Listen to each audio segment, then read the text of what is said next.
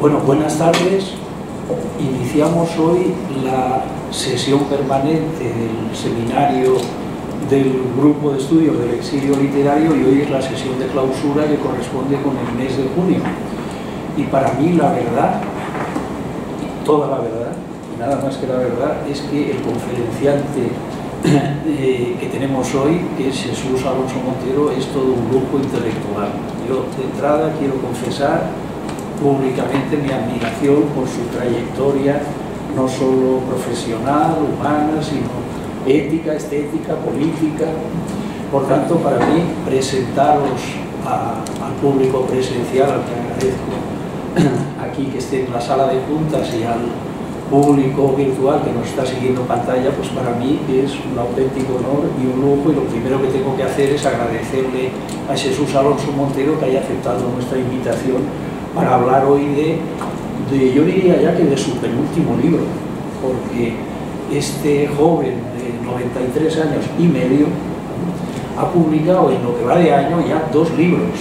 Nos va a hablar de El nombre y la obra de Antonio Machado dentro de las coordenadas del franquismo, pero este año el escritor gallego del año es Florencio Delgado Gurriarán, y él ha publicado también otro libro este mismo año, Florencio Delgado Gurriarán, Poeta na terra, na guerra e no exilio, antología poética. Él me autoriza a decir lo que yo estaba por convicción deseando decir, pero sin su autorización no hubiera dicho, y es que es Jesús Alonso Montero literalmente un conferenciante impresentable. Impresentable porque resumir su trayectoria en unos pocos minutos, él me ha dicho que en uno, pero yo necesito 3 por lo menos, pues es imposible. Es imposible, y una de las cosas, curiosamente, que me ha servido mucho para obtener unos datos personales de Jesús Alonso Montero que desconocía, es el propio libro de Machado, porque yo creo que en una parte el libro es casi como una autobiografía en algunos casos. Pero bueno, hemos venido aquí para escuchar a Jesús Alonso Montero y para que hable de su libro, y en todo caso tendremos luego la oportunidad de plantearle preguntas a partir de su exposición, como hacemos siempre. Así que voy a resumir algunos datos de su trayectoria, y con esto inmediatamente le voy a pasar la palabra. Él fue estudiante de bachillerato en Galicia y creo que estudió unos años en Rivadavia y otros ya en Vigo, y se licenció en Filología Románica en la Facultad de Filosofía y Letras de la Universidad de Madrid, la Complutense, que entonces era la Universidad Central, creo que se llamaba, entre los años 48 y 53, donde tuvo como profesores a algunas de las personas que aparecen en el libro en alguno de los capítulos. Por ejemplo, Joaquín Beltrán Las Aguas, catedrático de literatura. Pero su tesis doctoral la presentó en la Universidad de Salamanca en el año 66 y fue sobre Curros Enríquez. Yo me planteaba por qué, y está explicado en el libro, el interés de Alonso Montero por Curros Enríquez. Bueno, y luego hizo oposiciones sucesivas. Estamos hablando de, como dice el libro, las coordenadas del franquismo. Fue catedrático de Lengua y Literatura Españolas en las escuelas de magisterio creo que sucesivamente en Valencia, en el Instituto Jorge Manrique, y después en el Instituto Masculino de Lugo en el curso 59-60, donde estuvo 16 años, desde 1960 hasta 1976. Y allí tuviste, en Valencia por ejemplo, tuviste como alumno a Paco Fernández Güell, que ha resultado, como ha muerto, pues uno de los pensadores marxistas más importantes en la línea de Manolo Sacristán. Y en Lugo, pues recientemente, el penúltimo invitado que tuvimos aquí en las jornadas en homenaje al centenario de María Casares fue Claudio Rodríguez Cer, que también fue alumno tuyo, en este caso en el Instituto Masculino de Lugo. Bueno, y luego ya pues fuiste catedrático de literatura gallega en la Universidad de Santiago de Compostela hasta tu jubilación, y en el año 2010 fuiste nombrado doctor honoris causa por la Universidad Nacional de Educación a Distancia de Madrid, y desde el año 2013 al 2017 has sido presidente de la Real Academia Gallega. Poeta, autor teatral, no no sabía, como una obra publicada o inédita. Publicada. Y representada. Bueno, actor estrenado, por tanto. Problemas sociolingüísticos. Bueno, es que ha sido sociolingüística, sociolingüista, sus primeras publicaciones se refieren a la lengua gallega, más bien ensayista y un conferenciante brillantísimo, y yo creo que con esto pues ya lo dejo, reiterando que se ha comprobado que era impresentable y que únicamente he podido yo comentar algunos de las muchísimas cosas que habría que hacer en una presentación si tuviera la dignidad que debiera haber tenido esta. Así que, sin más... bueno, no, y quiero decir solo, porque lo acabamos de ver, que recuerdo perfectamente, y tiene mucha relación con el tema de Antonio Machado, claro, de cómo va a hablar de su libro inmediatamente, que en el año 99, en la clausura del Congreso, 60 años después del Congreso Plural, la clausura fue en Polígono y el primer Congreso del año 99 se celebró en Galicia, era el Congreso Plural, una suma de congresos a lo largo del año, creo que fue en el mes de febrero, por imposición de Isaac Díaz Pardo, y en la clausura vinisteis a Barcelona y nos fuimos a Colibri, y aquí hay una foto que lo atestigua ante la tumba de Machado, la delegación gallega que estaba compuesta Isaac Díaz Pardo, Jesús Alonso Montero y José Luis Axeitos junto a la tumba del poeta Antonio Machado. Así que esto me parece que es la mejor introducción a que ahora nuestro conferenciante hable sobre su libro sobre Antonio Machado. Tienes la palabra, Jesús. Sí, cierro. Si él se pudiese... Y él ya tiene abierto, sí. Hay que estar muy cerca del micrófono para que se escuche bien. Bueno. Y si se pudiese centrar un poquito más. Él. Sí. Jesús, ponte un poquito más hacia el centro. Más lejos.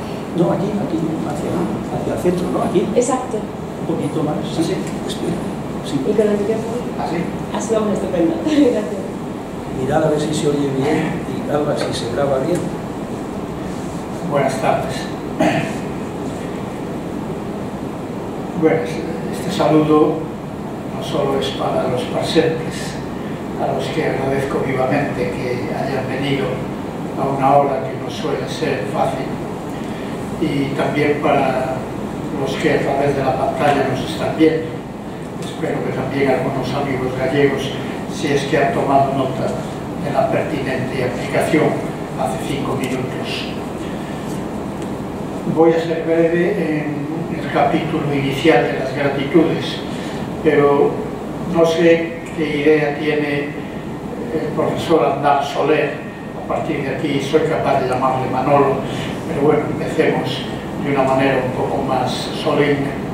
No sé qué idea tiene el profesor Aznar Soler de mí, pero en todo caso es probable que tenga que corregir o matizar algún pensamiento anterior.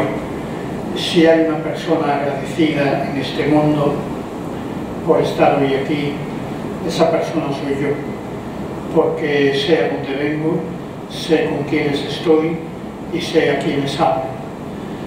El grupo de estudiosos del exilio literario español, que hasta hace poco lideraba el profesor Aznar Soler, y creo que desde hace algún tiempo otro querido amigo y colega, José Ramón, para mí es una de las grandes instituciones que hay en el mundo, porque nace del amor a las cosas, nace del compromiso con las cosas, no nace con subvenciones, no nace condicionada ni coaccionada por nada, y el día que se haga una memoria, por elemental que sea, de todo lo que Gesell ha hecho sobre el exilio en general y sobre el exilio literario español en particular, realmente es para quedar asombrados. Las obras que no se hacen con amor, las obras que no se hacen con compromiso, son obras poco duraderas.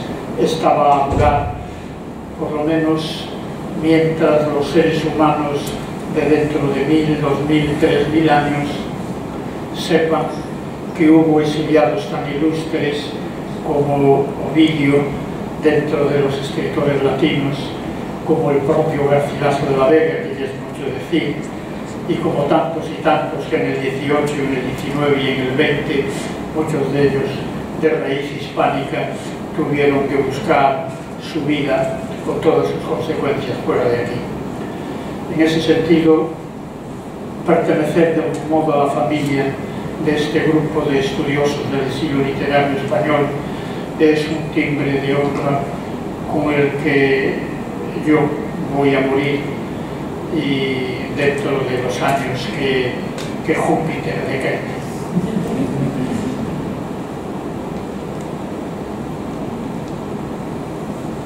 Hace meses Manolo me comunicó que quería que yo viniera aquí para una especie de charla, coloquio sobre el exilio.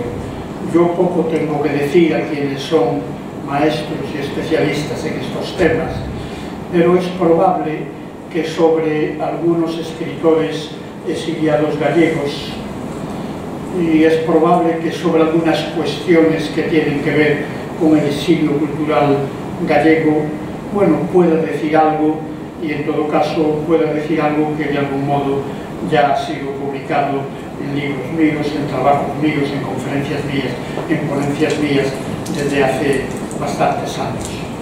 Pero cuando estábamos con esta idea, viene la pandemia, y durante la pandemia, como hay que hacer muchas cosas, yo hice entre otras dos libros, los dos libros que acaba de mencionar Manolo, este dedicado a Machado y el segundo dedicado a un exiliado gallego muy importante, pero obviamente mucho menos conocido que otros exiliados hispánicos que han sido estudiados por el grupo que ha tenido a bien convidarme hoy a esta conferencia.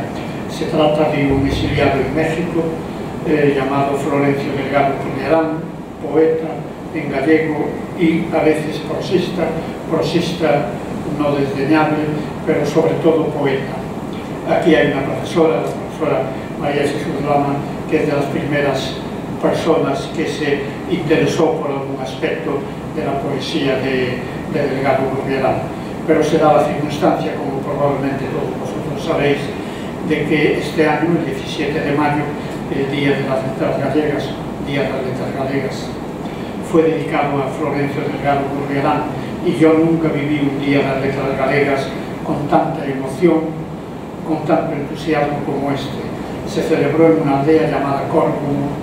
Cuando él utiliza su primer seudónimo como poeta, será el de Corgomófilo, el que ama la aldea de Córgono, donde él había nacido.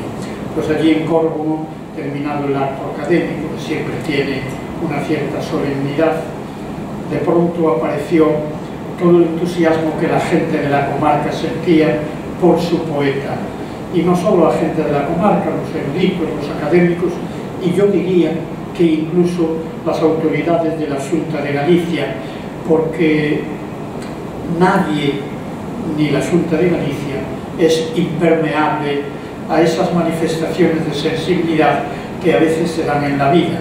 Y ese día, por las calles de Córgono, 400, 500, 600, 700 personas, ciertamente era una fiesta de música, de gaitas, de pandeiro, de recitación, de poesía, de canciones, etcétera, etcétera. La gente de allí estaba agradecida al hecho de que al fin el gran poeta matriótico, porque fue cantor de las tierras de Valdeorras, de su matria, y que fue el gran poeta patriótico gallego, fuera homenajeado debidamente. Por si fuese poco, Delgado Corriarán, que se casó, como todos los hombres, un poco moceiros tarde, a los 41 años, sí, pero tuvo 5 hijos, 3 de los hijos, hijas y 2 nietos estuvieron presentes, vinieron ex profeso desde México en ese acto.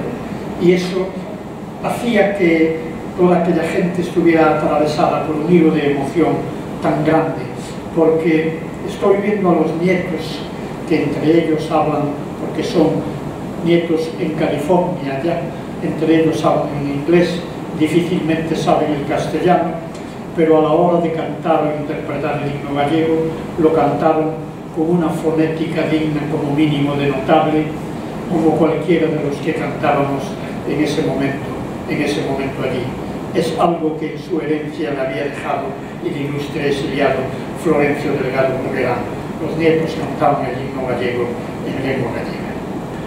Bien, lo que yo me propongo, y ya lo he pactado con nuestro jefe, con Manolo, es que yo voy fundamentalmente a presentar mi libro sobre Antonio Machado, y en segundo lugar, a modo de apéndice, Machado es también un exiliado, voy a hablar de 3 o 4 cuestiones del exilio gallego, para que a partir de ahí se me hagan preguntas ya sobre Machado, ya sobre el exilio gallego, y hasta donde yo pueda contestar, voy a contestar con la sinceridad que en mí suele ser habitual. Y dicho esto, y después de reiterar mi gratitud a los organizadores de este acto, de que contaran con mi persona para protagonizar precisamente esta jornada, pues trato de adentrarme delante de vosotros en el libro que yo titulé muy deliberadamente El nombre y la obra de Antonio Machado en las coordenadas del franquismo. Vaya por delante que no es un libro técnico de un profesor de literatura sobre la obra literaria de Antonio Machado. No digo que aquí y allí no haya alguna página en la que el profesor de literatura, que yo he sido por lo menos desde el año 53, no aparezca. Pero fundamentalmente es un libro, si hubiese que definirlo por aproximación, no con mucha precisión, es un libro político. Se trata de saber qué pasó con el nombre Antonio Machado Ruiz, y con la obra poética y con la obra en prosa de Antonio Machado de 1939, final de la Guerra Civil, a 1975, muerte del tirano. Y lo que pasó, dicho de un modo sin duda excesivamente sintético, pero quizás no desafortunado, el pulso que la oposición al franquismo le estuvo echando al franquismo desde el mismo año 39 hasta 1975.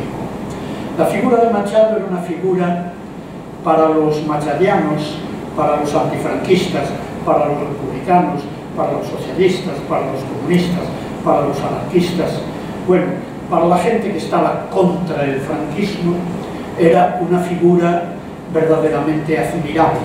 Probablemente no hay escritor español del exilio que haya cosechado tantos elogios, tantas adhesiones, tantos homenajes, no digamos en México, en Argentina, en tantos y en tantos y en tantos países. Por cierto, en los primeros 20 años, justo en estos países, porque todo hay que decirlo, en los primeros 20 años, 39, 59, homenajear, lo digo en latín para que se entienda mejor, homenajear coram populo a Antonio Machado era, en el año 40, 42, 44, 46, verdaderamente suicida. De hecho, el primer homenaje público, el primer homenaje coram populo que hay en España es en el 20 aniversario del fallecimiento del escritor, y es en Segovia, donde hay un homenaje multitudinario ya con casi todos los ingredientes que van a protagonizar los homenajes siguientes: presencia de la policía, presencia de la falange, presencia de personas que se hacían pasar por lo que no eran y que en el fondo iban a perturbar o a boicotear el acto. El régimen quedó tan sorprendido que tuvo que improvisar un homenaje oficial en Soria, una de las ciudades machadianas, donde había estado tanto tiempo y donde allí conoció y donde se casó con Leonor Izquierdo. Por cierto, fletaron de Colegios Mayores de Madrid Adolfo Muñoz Alonso, que entonces era catedrático de filosofía y como era muy falangista le llamaban Heráclito porque era el filósofo del movimiento. Adolfo Muñoz Alonso pagó aquellos viajes y pagó, como dice Sanz Villanueva, buenos bocadillos a los estudiantes que fueron de excursión a Soria, en todo caso para apoyar aquel homenaje oficialista que trataba de oponerse al homenaje que se acababa de celebrar en Segovia y donde Ridruejo, Laín Entralgo y otras personas protagonizaron intervenciones muy pequeñas, muy moderadas, porque estamos en el año 59, pero en todo caso es el primer homenaje público. Pero antes de llegar al año 59, como diría Mariano Rajoy, hay años anteriores al 59, el 49, por ejemplo. Mariano Rajoy dice estas frases. Bien, pues en este libro mío, que es un libro político, yo tengo aquí una especie de ficha que hice en homenaje a ustedes, porque yo generalmente no necesito la chuleta. ¿Por qué y por quién fue posible leer la poesía prebélica de Antonio Machado en la España de los primeros años de la posguerra?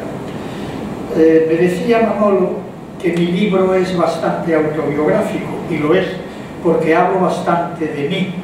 Y hablo de mí no por aquello que decía Unamuno, perdonen que hable de mí, es que soy la persona que tengo más a mano. No, es que necesariamente yo tengo que ser protagonista de algunas páginas, porque hay cosas que digo sobre Machado en las que yo estuve presente.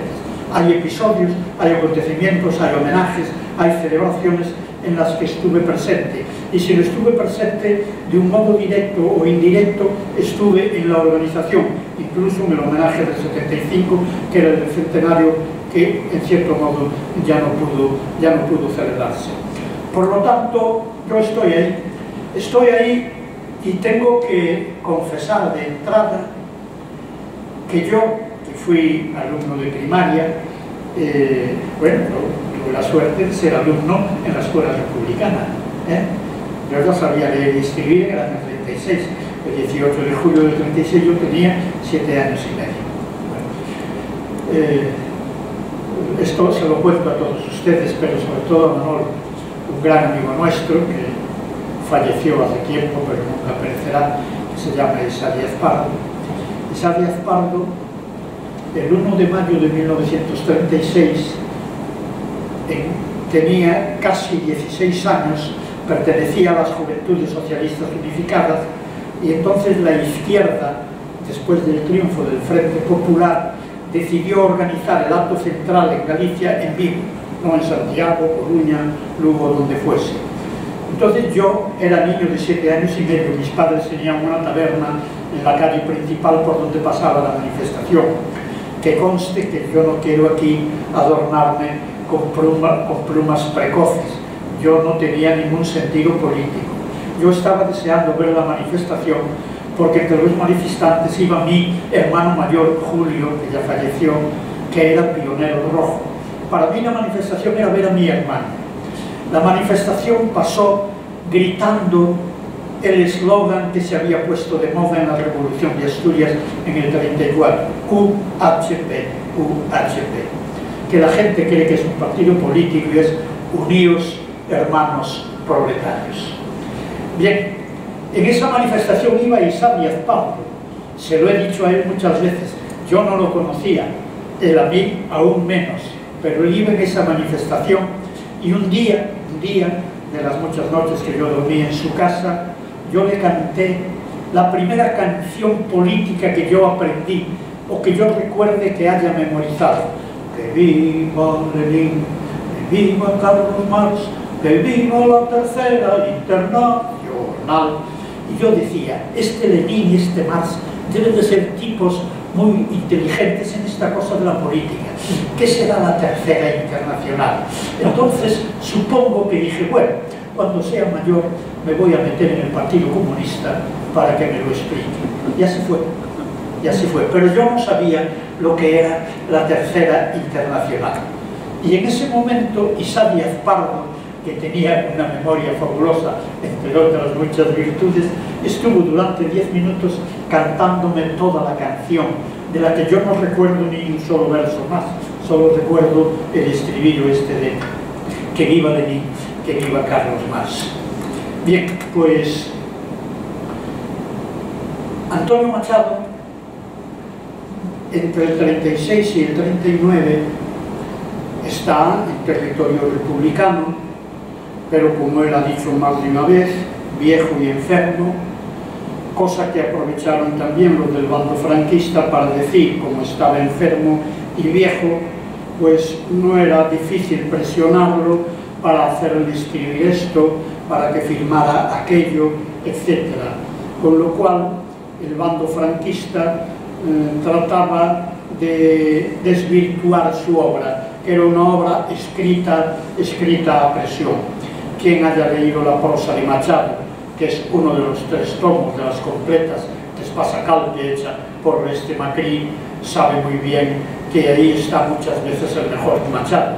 Machado es uno de los grandes prosistas que ha tenido la literatura castellana en todos sus países en el siglo XX, pero ya lo había demostrado pocos meses antes de la Guerra Civil, cuando en pleno año 36, marzo o abril, publica el Juan de Mairena. Juan de Mairena es un libro solo superado o igualado por alguno de Unamuno, por alguno de Antonio Machado, por alguno de Manuel Azaña, por citar a algunos de los grandes prosistas españoles del siglo XX. Y a eso hay que añadir las prosas que publicó en el periodo bélico. Pero el problema no es leer el Machado bélico, ¿no? El problema, cuando yo, por eso yo aparezco ahí, cuando yo estoy estudiando en Vigo sexto y séptimo de bachillerato, en que había literatura, lengua y literatura 7 años, latín 7 años, griego 3 años, quinto, sexto y séptimo, yo, que está mal que lo diga, seguramente me pasaba horas y horas en las librerías, que eran bastantes de Vigo, y me pasé muchas horas en las bibliotecas de Vigo. Yo, por ejemplo, nunca vi un libro de Castelao, por citar un hombre, un gallego que vivía en Buenos Aires entonces. Y yo nunca vi un libro de Antonio Machado publicado en México, por ejemplo, las obras completas hechas por Bergamín en el año 40. Eso era totalmente imposible e impensable. Yo leí las poesías completas de la colección austral, pero las poesías completas, pese al título, son incompletas. Eran completas hasta marzo o abril del año 36, en que se publica la última edición con ese título. El problema en la España de Franco es que había fuerzas con mucho poder que no permitían que se leyese el Machado prebélico. Es cierto que en la poesía de Antonio Machado, anterior al 36, hay poemas de denuncia, hay poemas críticos, hay poemas bastante críticos, por ejemplo, no digo con la religión, que yo creo que Antonio Machado a su modo fue un hombre religioso siempre, pero no fue un hombre eclesiástico y desde luego no fue un católico oficial. Bueno, aunque había eso era más o menos asumible por el franquismo. Lo que dolía, lo que de hecho irritaba a muchos mandos franquistas era el mero nombre de Antonio Machado Ruiz. Por eso yo hablo del nombre y la obra en las coordenadas del franquismo, porque hay, y yo lo cuento en uno de los capítulos, un congreso, en un consejo de ministros perseguido por Franco, en que Franco no interviene porque se hace la momia, como casi siempre. Hay una discusión tremenda entre Jorge Vigón, general de artillería, ministro del aire entonces, y Serrano Súñez, que era ministro de exteriores, falangista y cuñado de Franco, y entonces con mucho poder, año 40. Él va a perder el poder cuando la Segunda Guerra Mundial empieza a inclinarse a favor de los aliados. Entonces Franco, que tiene esa astucia, sabe que hay que ir eliminando por lo menos signos falangistas, y entre otras cosas elimina a su cuñado como ministro. Pero en ese momento el cuñado ministro tiene mucho poder, y hay una discusión delante de Franco, y Vigón dice: ese libro, las poesías completas prebélicas, no se publicará. ¿Por qué sabía él que se iba a publicar ese libro? Porque en la revista Escorial, que acababan de fundar los falangistas liberales, Yasset que ustedes son de filología y me están poniendo verde con toda la razón. Aquí hay una contradictio in terminis. No les llamemos a Laín, Entralgo, Torrente, Ballester, Dionisio Reduejo falangistas liberales, falangistas cultos, falangistas cultos.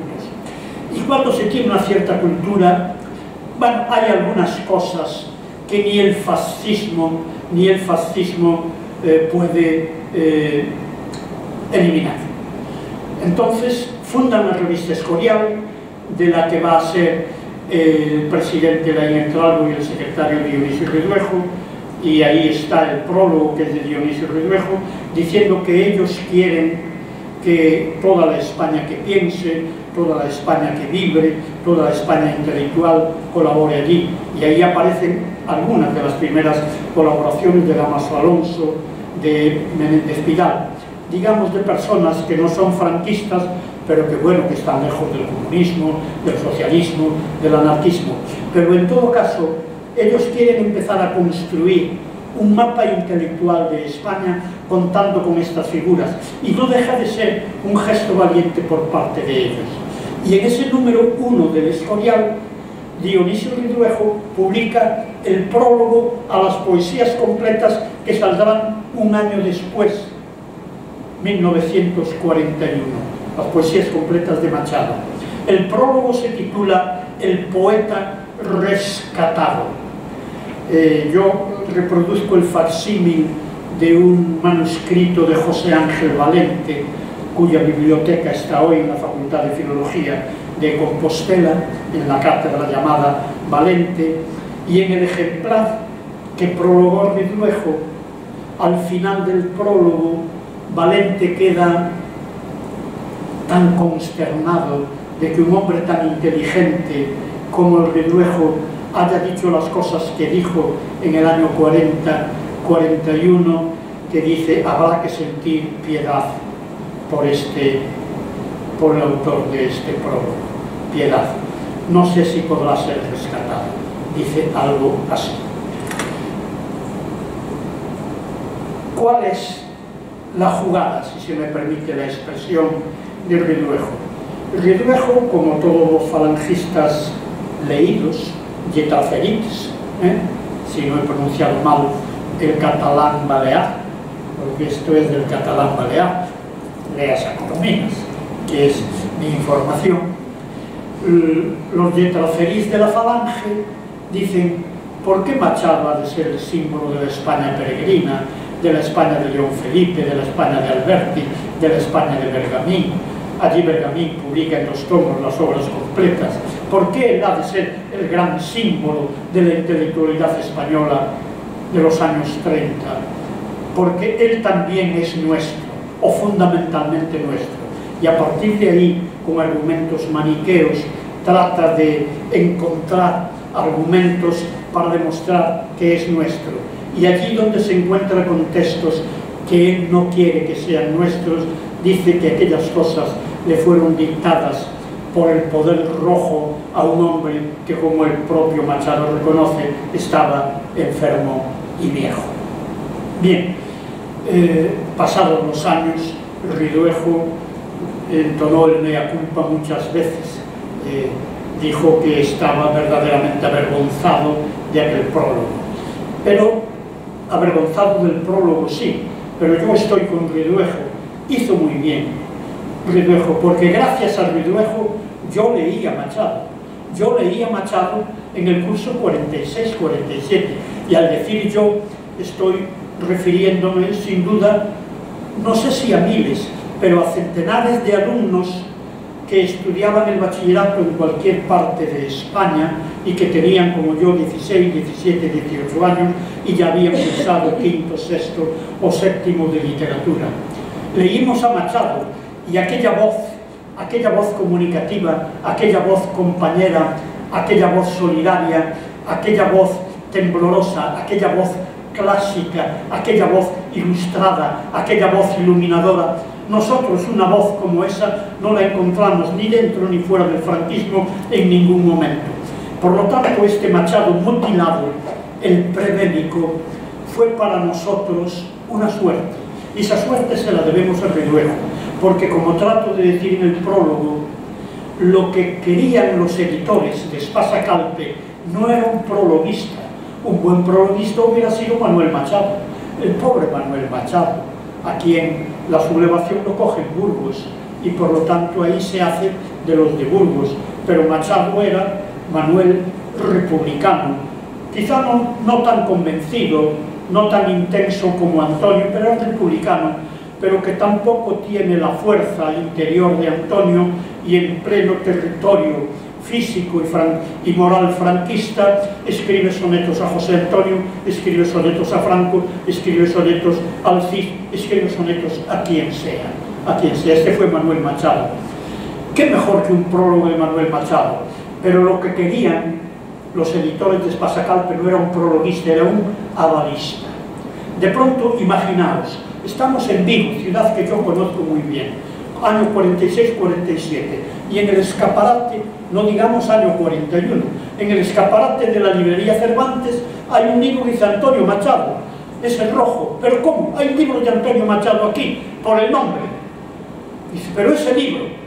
Y algunos seguramente entró furioso y déjeme ver ese libro. Pero ese libro tiene un prólogo de Ridruejo. Ridruejo es de los nuestros. No es ex illis es, como se dice en el retablo de las maravillas. No es de ellos, es de los nuestros. Si Ridruejo lo avala, si Ridruejo lo aconseja, si Ridruejo lo ilustra, es que a Machado, este Machado, podemos leer. No se dice en ningún momento que hay otro tipo de poemas, los publicados, que son bastantes en el periodo 36-39. Bueno, pues este papel hace, y este papel hace a la cultura española Dionisio Ridruejo. Es el primer capítulo de mi libro, seguramente es a la vez el más erudito y un poco el más profesional, el más técnico, porque bueno, sobre esta cuestión no soy yo el primero en hablar, pero yo creo que tengo documentación y sobre todo tengo algún otro punto de vista que hasta ahora los estudiosos no habían manejado. Por eso podemos leer a Antonio Machado, es asombroso. Yo le contaba a Manolo que yo, que soy machadiano, probablemente nací machadiano, pero no me acuerdo. Yo, que soy machadiano desde hace tanto tiempo, resulta que a mí nadie me explicó, ni para bien ni para mal, a Antonio Machado ni en la primaria, ni en el instituto, ni en la universidad. En la universidad fueron profesores míos de literatura, catedráticos, Francisco Maldonado de Guevara en primero de comunes, y en cuarto y quinto, segundo y tercero de filología románica, Joaquín de Entrambas Aguas. No recuerdo más que 2 lecciones de Entrambas Aguas, una para meterse con los separatistas gallegos, porque si aún fuera con los separatistas catalanes, pero los separatistas gallegos ni siquiera hoy son citados como tales, pues se metió con los separatistas gallegos, y para meterse con Américo Castro, cuya cátedra él estaba usurpando, porque él era quien regentaba la cátedra de la que habían desprovisto a Américo Castro. No recuerdo haberle oído hablar de ninguna otra cosa. De Machado ni siquiera le oí hablar mal. ¿Cómo llegué yo a Machado? Llegué por las poesías, pero no sé mi primer encuentro si fue con las poesías de Espasa Calpe, Colección Austral, ya sin el prólogo de Dionisio Ridruejo, o mi primer encuentro fue con un libro de texto, un catalán, Díaz Platja, Guillermo, cuya historia de la literatura, la de Sesto en 2 tomos, yo me sabía entonces de memoria. Yo recuerdo que en la aldea andaba con las vacas y me gustaba la literatura y aprendía todo lo que Díaz Platja decía en aquel libro. Y le dedica página y media que tampoco tienen un valor especial, ni tiene por qué tenerlo, porque es un libro en el que hay que hablar de tantas cosas, desde el Cantar del Cid, a Gabriel Miró, etcétera, etcétera, que bueno, tampoco le puede dedicar mucho espacio. Pero bueno, yo creo que allí vi algo que en todo caso me alentó. Y en el año 48, que yo termino el bachillerato, me voy a Madrid, a la Universidad Central, para iniciar el primer curso de la Facultad de Filosofía y Letras, que entonces en primero curso y en segundo eran 2 cursos de comunis, y luego había 7 especialidades en Madrid, y yo escogí tercero, cuarto y quinto la de Filología Románica. Pues bien, nunca oí hablar a nadie de Antonio Machado, ni siquiera que esos años se publicaron las cartas a Guiomar, aquellas cartas que un poco provocativamente publicó Concha Espina, no sabemos con qué intención por parte de Concha Espina, cartas de Guiomar a su grande y secreto amor. Durante años no se supo quién era Guiomar, Pilar de Valderrama, como ella descubrió, muerto Franco, en un libro autobiográfico que publicó, bueno, en una editorial madrileña. Ni siquiera con motivo de ese acontecimiento bibliográfico machadiano, algún profesor tomó partido. Yo recuerdo que era muy joven y muy romántico y no entendía cómo don Antonio Machado no seguía fiel, incluso en el espíritu, a la figura y al nombre de Leonor Izquierdo. Yo decía, hay que seguir amando a Leonor Izquierdo, ni Guiomar ni nadie. Y Guiomar resulta que era una mujer de carne y hueso. Creo que con más hueso que carne, porque el pobre Antonio Machado tuvo que sufrir bastante, porque nunca pasó de tocarle la punta de los dedos de la mano derecha. No permitía que llegara a más aquella mujer que estaba casada, que tenía hijos, que estaba casada con un crápula, con un machista, etcétera, etcétera, que motivó, por ejemplo, el suicidio de una de sus amantes, etcétera, etcétera, etcétera. Que admiraba mucho a Antonio Machado, pero a Antonio Machado no le bastaba al pobre con su admiración, quería algo más que nunca le concedió aquella Pilar de Valderrama a la que llama Guiomar, tal vez pensando en el nombre de la esposa de Jorge Manrique.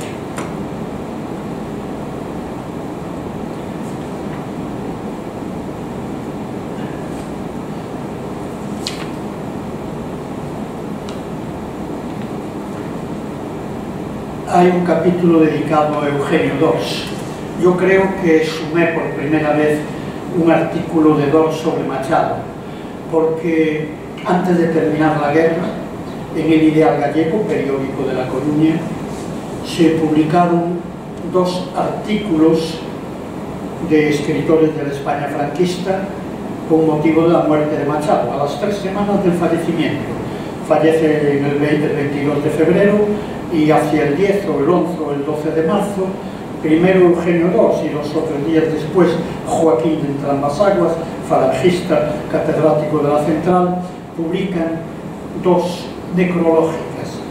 Son respetuosos con algunos aspectos de Machado, sobre todo d'Ors, y hacen lo mismo que ya había iniciado, lo mismo que va a hacer a partir del 40-41 Riduejo, rescatar para la España franquista el nombre y la obra de Machado. Creen también que aquel hombre viejo y enfermo fue fácil de ser manipulado por las autoridades rojas de Valencia y luego de Barcelona, y por lo tanto eso no hay que atribuírselo a Machado, y todo lo demás es perfectamente asumible por la España de Menéndez Pelayo, por la España de Gabriel Miró, por la España de José Antonio, por la España de Onésimo Redondo, etcétera, etcétera, etcétera. Bueno, yo aquí tengo bastante diatriba porque son páginas autobiográficas con el tal Joaquín de Entrambas-Aguas. Pero, ¿cómo llego yo a Machado? Llego por las lecturas de las poesías completas, las prebélicas, por mi lectura del libro de texto de Díaz Plaja, y también por la literatura de don Ángel Balbuena y Prat, que no es catalán, pero que era catedrático de la Universidad de Barcelona en el periodo republicano. Y en pleno periodo republicano, para aquí, para Cataluña, claro, cuando Galicia, por ejemplo, ya estaba bajo la bota de Franco, en el año 97, publica la primera edición en 2 tomos de su manual que yo creo que fue el manual más importante que hubo durante un siglo de literatura española, de historia de la literatura española, la de Ángel Balbuena y Prat.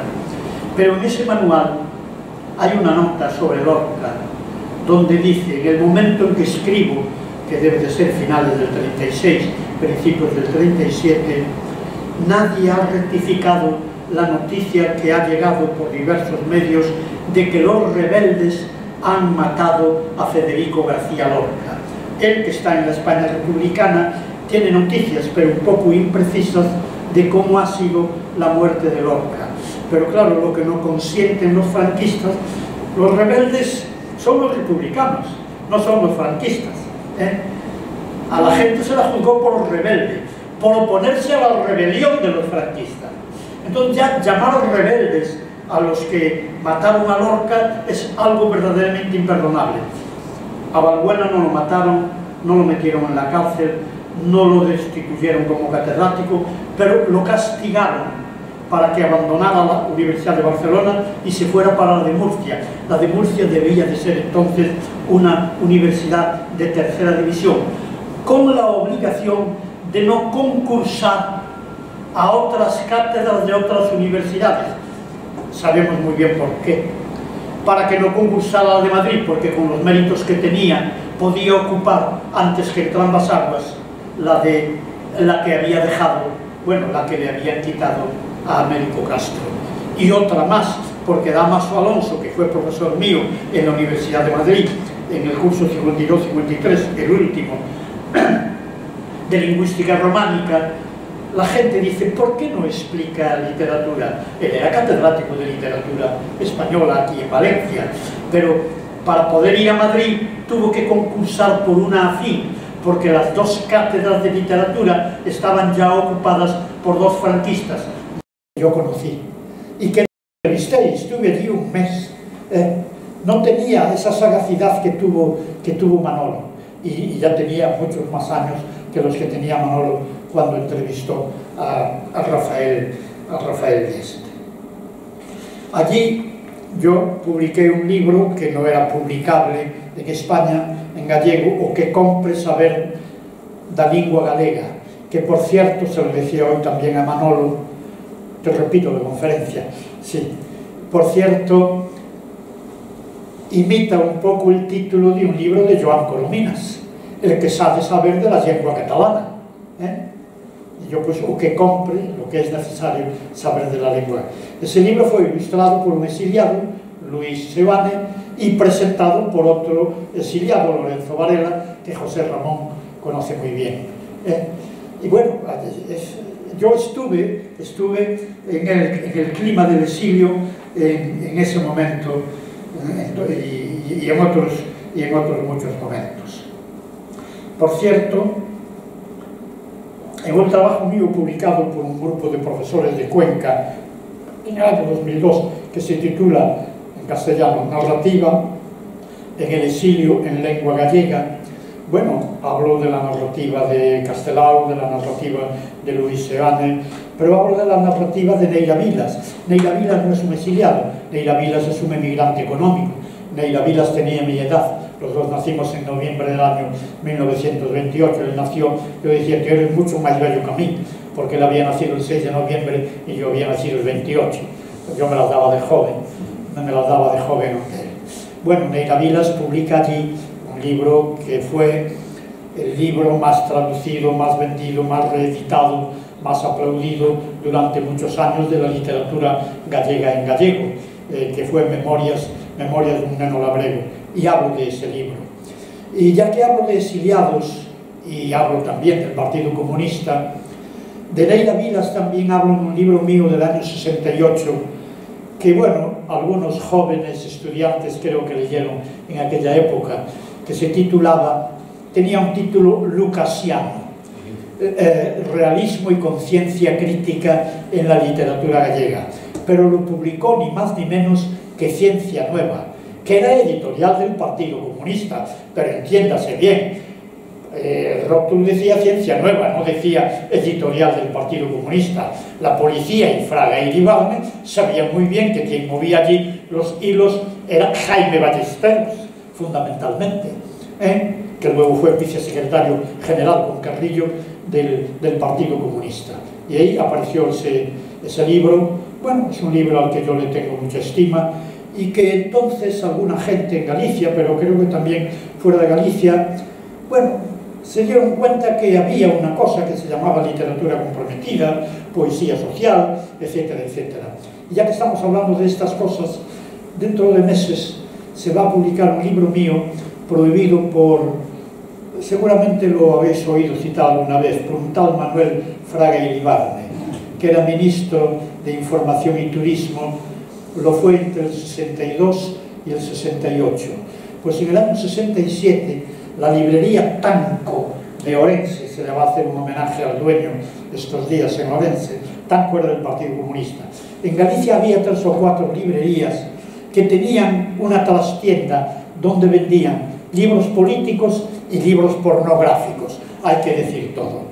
Y yo compraba en el año 57, que vivía en Santiago, entonces aún estaba soltero, el curso 56-57, iba por la librería de Hernández, que era en un portal, y cuando yo llegaba, iba a la trastienda y me traía no libros pornográficos, que yo siempre fui una persona honesta, pero me traía libros más o menos políticos. Pero por libros políticos, señoras y señores, libros de la editorial Losada. Evidentemente, la editorial que le quitaba el sueño a Fraga era el Ruedo Ibérico. Pero los libros de la Losada eran libros también muy perseguidos. Y un libro de la Losada es fundamental en mi vida, y lo cuento en uno de los capítulos, porque hay un libro de Antonio Machado con 9 o 10 artículos en prosa, todos ellos del periodo bélico, 2 de los cuales se titulan Discurso a las Juventudes Socialistas Unificadas, 1 de mayo del año 37, y Lo que yo recuerdo de Pablo Iglesias, publicado en La Vanguardia también en el año 1937. Yo llegué al marxismo por estos 2 textos de alguien que se declara en el discurso no marxista, pero que dice que nuestro compromiso con el socialismo en este momento tiene que ser insoslayable, y que, en todo caso, aunque él no cree en determinados postulados del marxismo, porque tal vez por mi educación demasiado idealista, etcétera, etcétera, pero que en este momento hay que estar, como lo dijo Castelao, bueno, más o menos con el socialismo y con la revolución soviética. Yo llegué al marxismo no por textos de Marx. Yo voy a ingresar no mucho después, en el año 62, en el Partido Comunista, y mis lecturas de Engels o de Marx eran mínimas, A mí quien me abrió los ojos para una consideración marxista de la sociedad fueron estos 2 textos de Antonio Machado. Pues bien, en Galicia había la librería Tanco, que también tenía libros de Lapadillo, la librería de Hernández, el portal que había en Santiago, la librería de Molís en La Coruña, y la librería Librouro de un tal Patiño, que ya falleció, pero la librería continúa en Vigo. Y a partir del 60, 60 y algo, bueno, determinados libros marxistas, socialistas, etcétera, y sobre todo los del Ruedo Ibérico.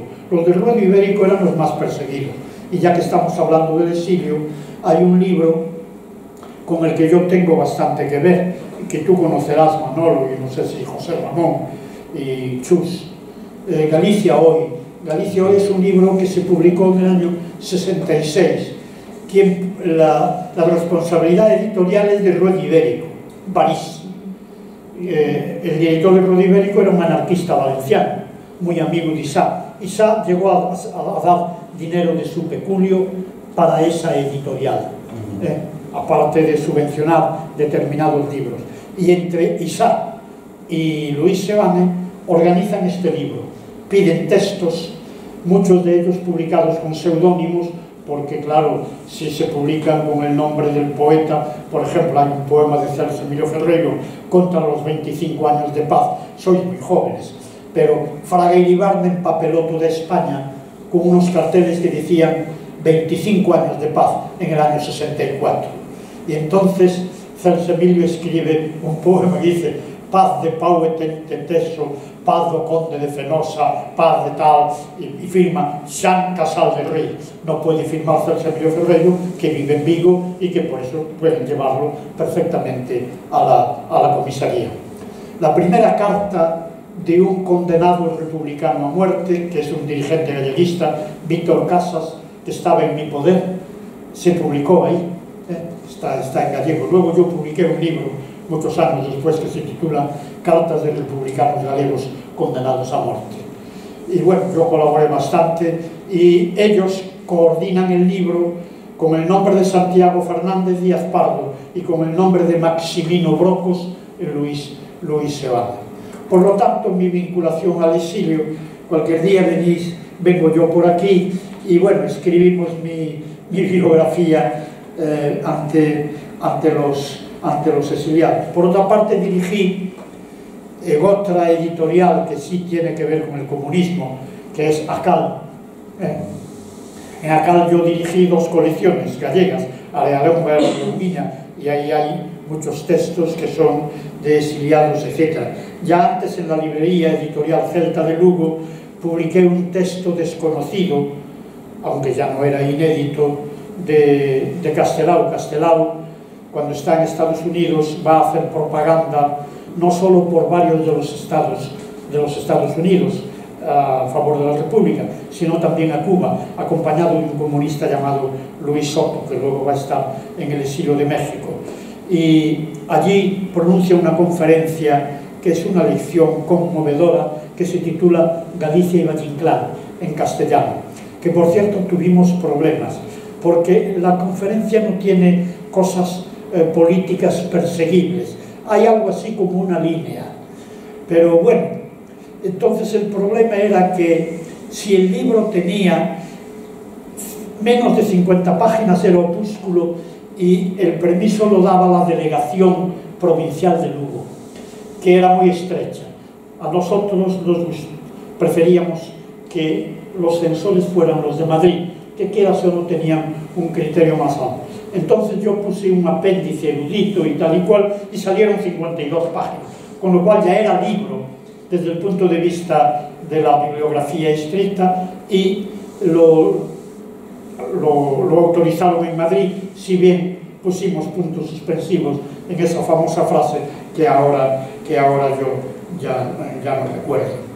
Y para terminar, o casi terminar, siempre me han interesado los extrarradios, no solo la literatura del exilio, que ahí ya está, la literatura del exilio exterior tiene que ver con el exilio interior que yo viví y padecí, tiene que ver con la República, la causa en la que estoy, tiene que ver con la guerra civil, etcétera, etcétera. Por lo tanto, trabajando sobre el exilio, yo estoy trabajando sobre cosas en las que está mi vida puesta al tablero, si me permite la cita Jorge Manrique.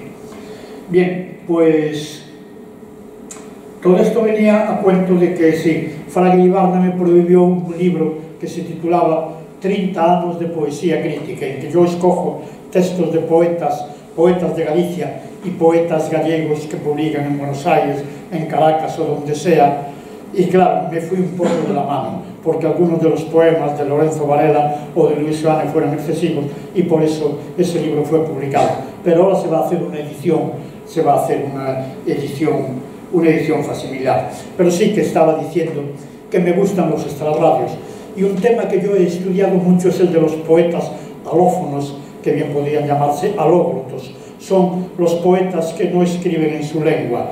Cuando Lorca publica en el año 35 6 poemas galegos, esas 6 composiciones no están en el idioma materno de Lorca. Otro problema y otro debate es quién le ayudó, fundamentalmente Guerra da Cal. Pero yo creo que todo lo que hay de literario, no de estrictamente lingüístico, en los poemas es de Lorca, no es de su asesor idiomático en Guerra da Cal. Y por ejemplo, una figura a la que yo he dedicado bastantes horas es al poeta catalán Carles Riba, que también estuvo en el exilio, no muchos años, en el sur de Francia. y yo coordiné un libro titulado Carlos Riba y Galicia en el año 93, que era el primer centenario de su nacimiento. Recuerdo que la lección inaugural la dio Joaquín, ¿cómo se llamaba el catedrático de literatura? Joaquín Molas dio la conferencia inaugural. Y aprovechamos porque Carlos de Riba, como Lorca, pero antes que Lorca era un poeta alófono, Carlos de Riba se enamora de Pepita Vila, y Pepita Vila es hija de dos gallegos, un gallego y una gallega, que vienen de las aldeas de la montaña luesa. Probablemente Pepita Vila ya no sabía gallego, porque supongo que los padres aquí hablarían con ella en castellano. Pero Carlos de Riba, que entonces estudiaba e iba para filólogo clásico, luego haría la traducción, que ya es clásica, de la Odisea al catalán. Carlos de Riba estudiaba en la Facultad de Filosofía y Letras y empieza a cortejar a Pepita Vila. Y parece que los novios de entonces no solo cortejaban a las mujeres, haciéndoles sonetos y cosas de estas y madrigales, sino que aprendían la lengua de las novias o la lengua de los padres de las novias. Y él aprende gallego, y bastante bien. El gallego de Carlos de Riba es mucho mejor que el de Lorca, y no tuvo ayuda. Y escribe 5 cantigas de amigo, con la estructura métrica y poética de las cantigas de amigo del 13 y 14.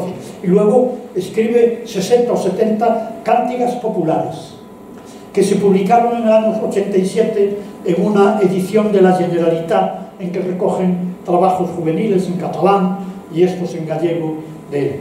Y todo, bueno, por esta Pepita Vila. Y me he dedicado a eso a la radio, y por ejemplo en la Argentina no solo me interesaron los emigrantes, que en el fondo son víctimas de una mala política, son emigrantes económicos, y los exiliados, que son emigrantes concretamente políticos, sino que también me interesaron otras pepitas, porque allí conocí a una Pepita Sabor, que luego fue catedrática de bibliografía y fue licenciada en historia, que fue novia de un Eduardo Jorge Bosco, poeta que cuando Lorca va en el año 35 a Buenos Aires, por cierto, Blanco Amor en ese momento está en España, sí, él estaba tan fascinado por la poesía de Lorca y por todo lo que hacía Lorca, y sabía que Lorca ya escribía en gallego, que lo acompañó a todos los sitios, a todas las conferencias, a todos los viajes, etc. Y en ese momento se enamora en su facultad de esta Pepita Sabor, que es hija de un gallego de Vilanova de Arousa, donde nació Benicán. Y él, que nunca fue a Galicia, escribió, porque soñó como era Vilanova de Arousa, un poema sobre Vilanova de Arousa. Y yo, que conozco Vilanova de Arousa y conozco el poema es un retrato mucho más fiel de Vilanova de Arousa que la propia realidad. Sí, pues la poesía va siempre por encima de la realidad. Y este Eduardo Jorge Bosco luego se suicidó. Se suicidó cuando dejó de estar en el colo, en los brazos de Pepita Sabor. Se encontró con otra persona en su vida y, claro, dejar a una gallega, eso siempre se paga.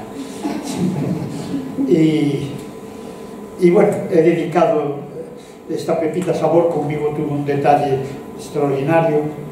Un día que fue a Xeitos a Buenos Aires, alguna cosa de tipo cultural, fue a visitarla y tenía en una carpeta los manuscritos de los poemas de quien había sido su novio, y esos manuscritos están hoy en mi poder, en el archivo que yo tengo hoy en Orense. Los manuscritos que él escribió en papeles de cafés, en sobres, en cosas así.